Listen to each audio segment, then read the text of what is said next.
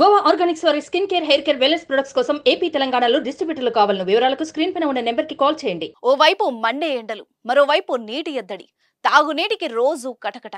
తీవ్ర కష్టాలు పడ్డ బెంగళూరు ప్రజలకు వరుణుడు కాస్త ఉపశమనం కలిగించాడు. గురువారం సాయంత్రం నెమ్మదిగా ప్రారంభమైన వర్షం శుక్రవారం కూడా కురిసింది. కొన్ని గంటల పాటు కురిసిన వర్షానికి నగరం తడిసి ముద్దయింది. పలు ప్రాంతాల్లో గంటల పాటు ఈదురుగాలులతో కూడిన భారీ వర్షం పడింది. దీంతో ఒక్కసారిగా జలకళ సంతరించుకుంది. రోడ్లన్నీ నీటితో నిండిపోయాయి.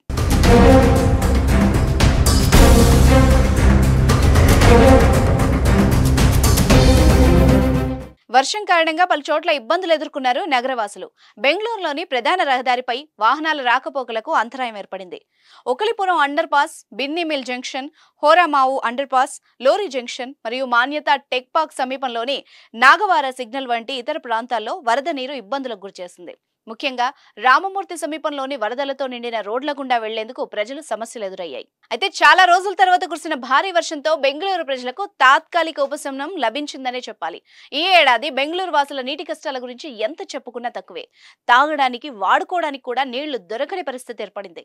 రోడ్లపై గంటల పాటు క్యూ లైన్లో వేచి ఉండి నీటిని తీసుకెళ్లాల్సిన పరిస్థితి వచ్చింది. శ్రీమంతులకు సైతం ఈ నీటి కష్టాలు తప్పలేదు. కోట్లు విలువ చేసే అపార్ట్మెంట్ వాసులు కూడా నీళ్ల కోసం అల్లాడిపోయారు. ఈ నీటి ఎద్దడే అనుకుంటే మరోవైపు గత కొన్ని రోజులుగా బెంగళూరు వాసులు ఉక్కపోతతో అల్లాడిపోతున్నారు.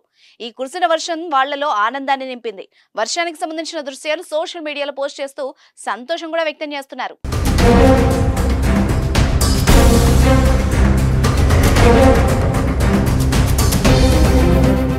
సుమన్ టీవీలో మీ పర్సనల్ అండ్ బిజినెస్ ప్రమోషన్స్ కోసం కింది నెంబర్కి కాంటాక్ట్ చేయండి.